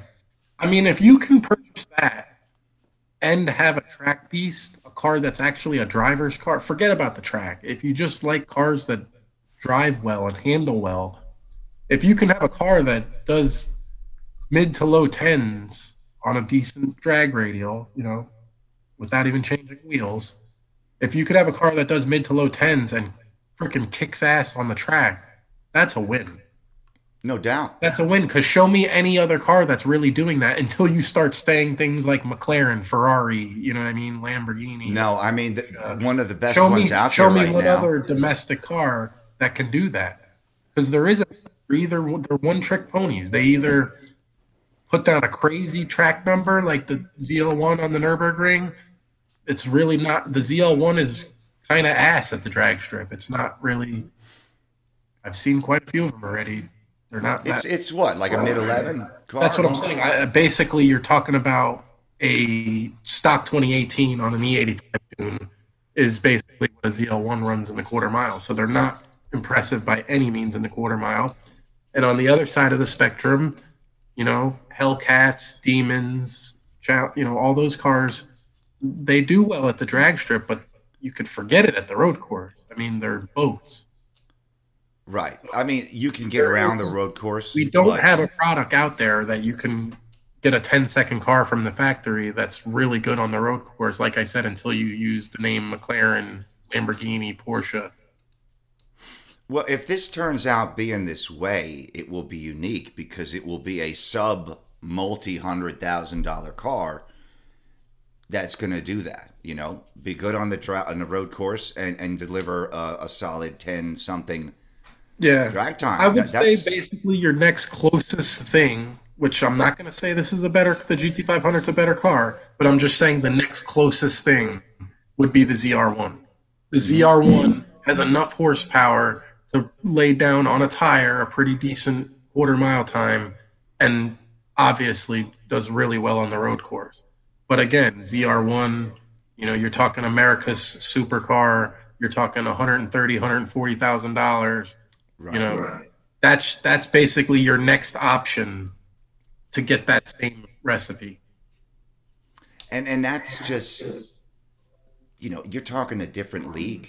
You're over 100 or under 100, and likely if you find the right dealer, you won't pay Yeah, over sticker price 100 is for a guaranteed. GT500. Some people will pay over 100. There's no doubt about that. There's No going to be doubt, markups. It's going to but they happen. got But money. sticker price will definitely, no doubt, be under $100,000. And at sticker price, it will be the performance bargain of the year, in my opinion. I just don't see what else is going to be comparable to that. Unless you're one of those guys that's just going to pick out a quarter mile time of a car that can't do anything else. And look, oh, yeah, that's a better car. But that's stupid. Well, you can't. That's a one-trick pony, number one, and that's not all a car is designed to do. How is its behavior when you're driving on the street? I mean, what's it ride like?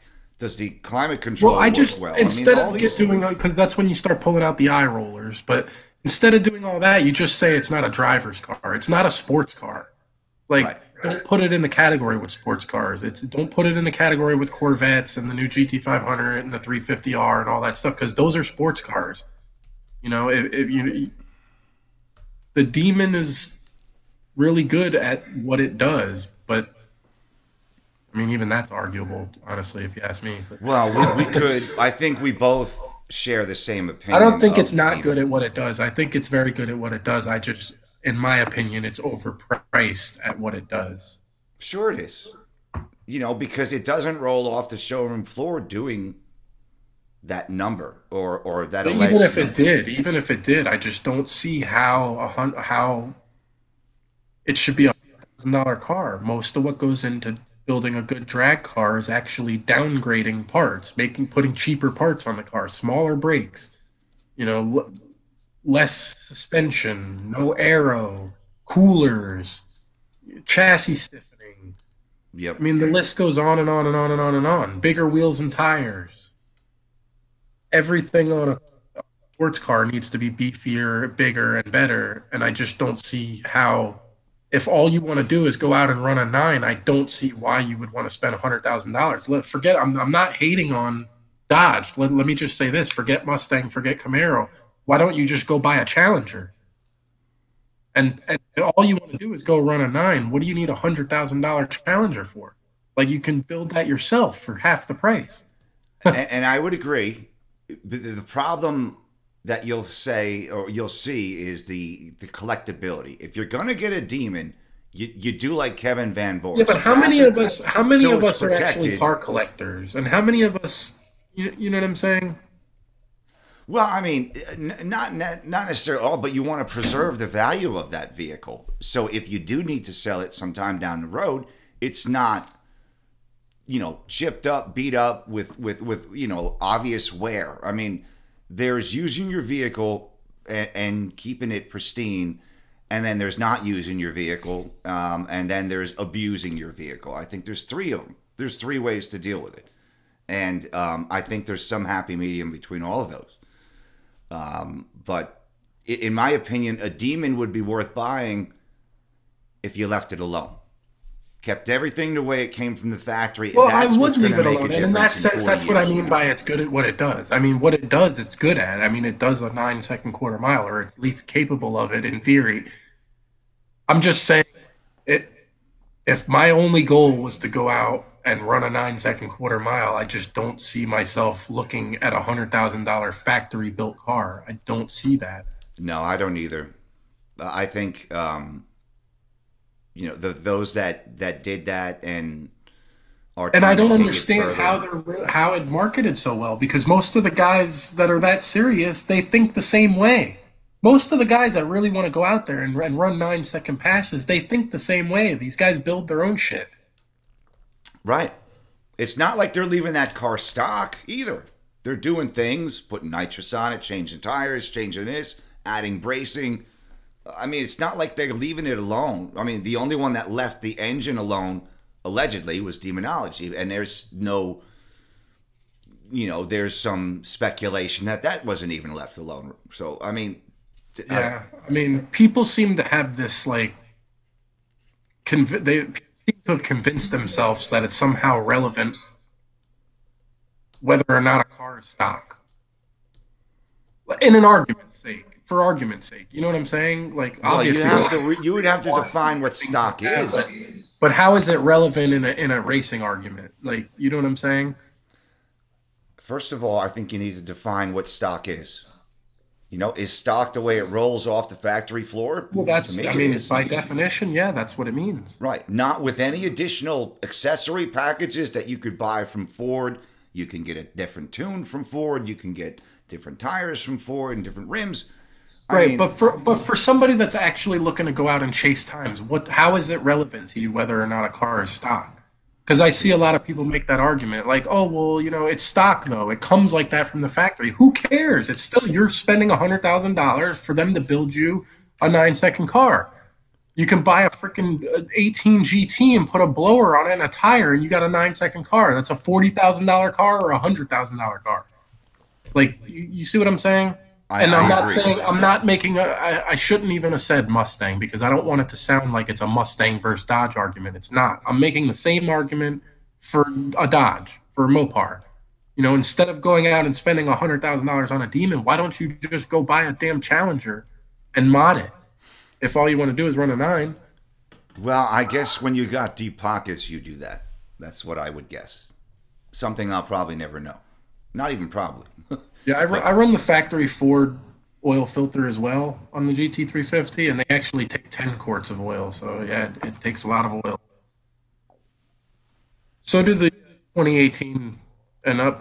So does the Gen 3 Coyote. It actually takes 10 quarts of oil now. want to just double back for a second, Steve, if you got a minute? Sure. Yeah, we'll have to wrap this up in probably the next 15 minutes or so. Yeah. Um, Stupid Fast Truck made some comments that this GT500 will get ruined by the dealers, and I can't agree more. You're Yeah. going to have, I already know what's going to happen at my dealer, and I Yeah, get great deals it at will my get dealer. ruined by the dealers, but again, you can't put them all into one big pile and call them the dealers. Because the Well, thing some is that they're dealers. all their own entities, and some of them are straight up crooks, Yep. and there are dealers out there that are willing to, make a deal. So when you say the GT500 will be ruined by dealers, yes, it will be ruined by a lot of dealers. But if you're truly in the market for one, you can pick one up for realistically 5,000 over sticker. Yeah, you just got to look. You got to look and be willing to travel. Yeah. And the market soften it. They're going to build a lot of these cars. I guarantee you that. I mean, we'll see at least 2 years of production, I'm sure, before S650 comes out.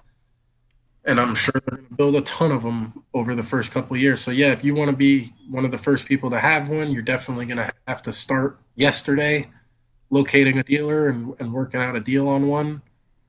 But I mean, if you don't mind waiting through the first year of production and picking up one second year, remember, guys, there's no R model now, and that's what a lot of these crazy ADMs came from. Was from the R model that Ford said we're only going to build 500 of these cars, Mm-hmm. and we're only going to do it for 2 years, and then they didn't hold to that. But that's a lot of what drove the ADMs. The GT350s themselves, the non-Rs, were even at the beginning of production were easily obtainable for 5,000 over sticker, as low as sticker. So I would expect the same thing on the GT500. Right. On a regular GT500, there's no R model. Early production, probably looking at about 5,000. Some dealers are going to say 10,000 over sticker. If you really want one, you're going to have to look and negotiate. But second year, you should be able to get one, no problem. I would agree. You got, unless you have to have it, Yeah. and those folks that have to have it are going to likely have to pay more than someone who waits a year. Yeah, and if you're on the West Coast, I'm not sure where you guys are at, but the West Coast is the worst for that. It's going to be if you're on the West Coast, I'll just say this: go out of state to look for one. Right. I mean, because unless you don't care about the premium, but I would go out of state, and there shouldn't be any deal. It's going to be carb certified. So not like you're going to be able to not get it in this in the You got to state. find the happy mediums of dealers. The really big dealers you need to stay away from. They're allocated multiple cars. They have a whole long list of people that want them, and Yep. they're greedy. You have to go to the If it's smaller. too small of a dealership, they won't even be allocated one.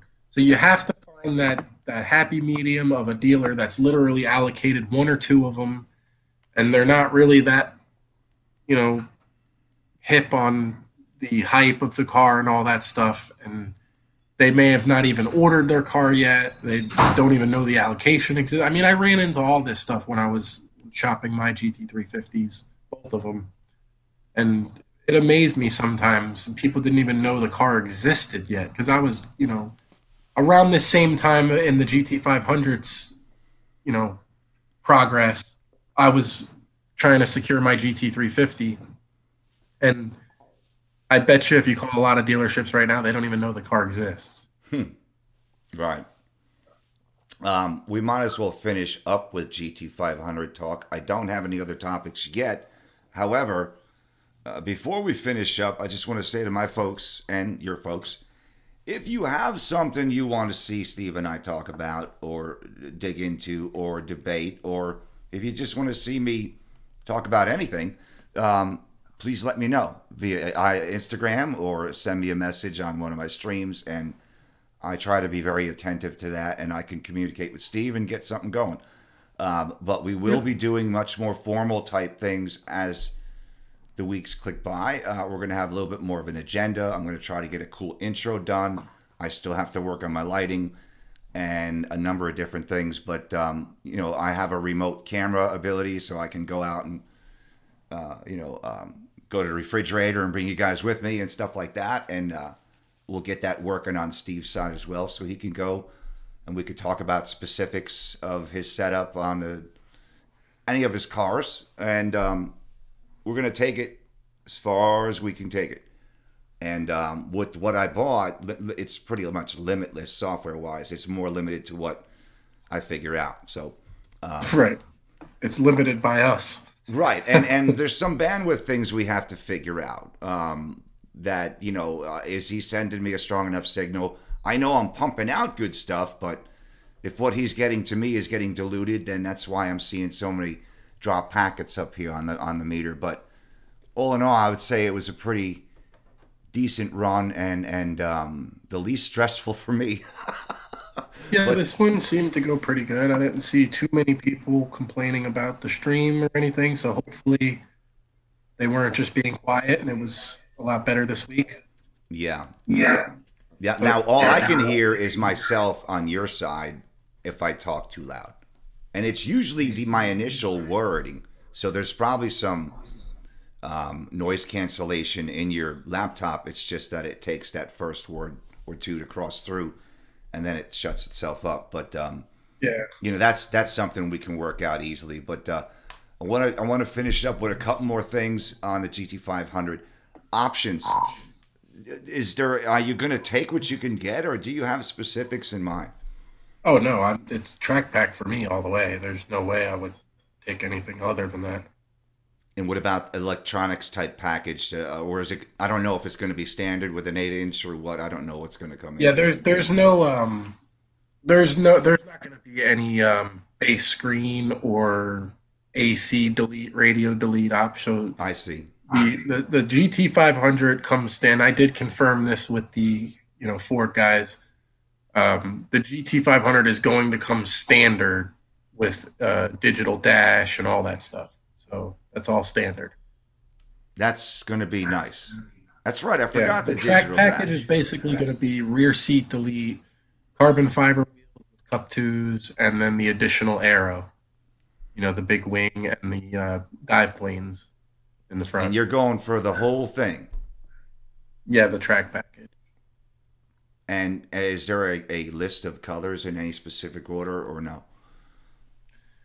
Right now, it's black, white, red, pretty much. I'm kind of considering that the new blue. I haven't really seen it. I don't like white stripes Right. on blue. Right. Well, really on any of the colors, really. I like black stripes or no stripes. So I see a blue one with no stripes and a black roof. But right now, I'm leaning towards black or white.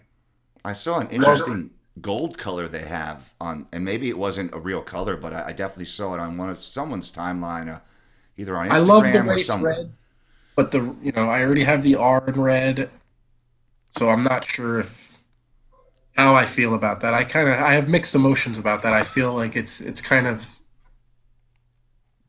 not a good idea to get it red because I already have the red on the 350. But on the other side of it, I feel like it would kind of be cool to have a matching GT 500 and 350R, You could both always in wrap racing. it. Like with black, it's limitless how many colors you could put on there with black door jams and under hood and stuff. I mean, it really you could almost do any color on top of that if you're going to wrap it.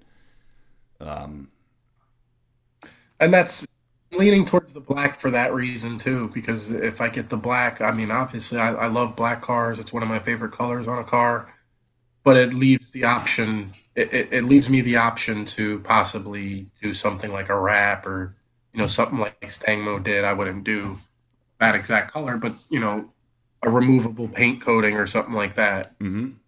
on top of black just works a lot better than, if I was to get the car in red, it's just kind of funky to wrap the car at that point, and then you got red door jams. Or I mean, you can Exactly. wrap all it, but then you're adding a lot of cost too. So Yep. You got to go with a neutral. Like the white would be okay. The red would be hard with that, but the black would be good. I mean, silver or gray would give you some options, but you'd have to stay in that family. I But I do. think That silver's really nice too. it I love the is. silver. I think it's a Yeah, different it's silver mean too. looking. It's Yeah, it is a different silver. It's mean looking color. Yeah, yeah, I'll definitely be the GT 500. I will dyno probably as soon as I get it. That'll be one of the first things I do yeah, and is that's dyno the where car. you're going to get some. You're going to get Yeah, I some know that's awesome growth, one thing man. everybody's gonna want to see. Yeah, no doubt. God, I wish we were closer, man. I'd like to attend some of these things. It would be fun to just see at this But stage. yeah, guys, stay tuned and keep an eye out for this week because I'll get the tuner on Thursday, so I'll probably do at least one video getting the car ready for the tune in it, doing the E85 swap and all that stuff, and then changing the pills out for the 150 shot. So I'll probably do a video on that, and then hopefully make it and get that tune and make it out to the track this Saturday. If not, I might try to set up a dyno for the 150 shot. In case any of you guys were wondering, the reason why I didn't do a dyno yet on the nitrous is because there's a variable with where this car shifts. I've watched footage, so people say the thing shifts at 7,000. Some people say it shifts at 7,500. Well, I have footage showing that my car doesn't shift at the same RPM every time. Um, the cars do have a speed limiter on them without a tune, so you can't dyno the car in seventh gear, which is the one-to-one gear, unless you have a tune to Hmm. take the speed limiter off. So I could go down to like sixth gear, but then the problem is it going to rev to 7,000 or is it going to rev to 7,500? I don't know Right. on the stock tune. And you don't want to spray up until it bangs into the rev limiter and risk, detonating.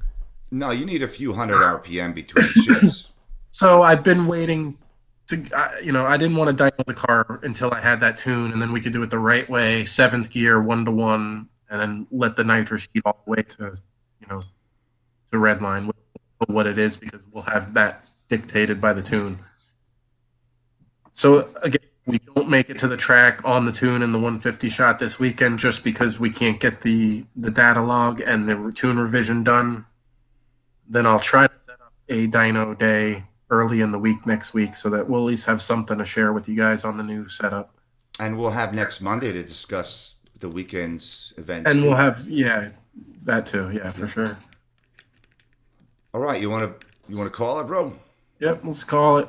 Okay. Appreciate everybody joining in as Thank you, always. everybody, and more stuff coming. I promise. I just got to get up and go and ability to sink my teeth into it, and I might even get my car out of the garage this week. It looks like it's going to be pretty nice, so that would be an event in its own right.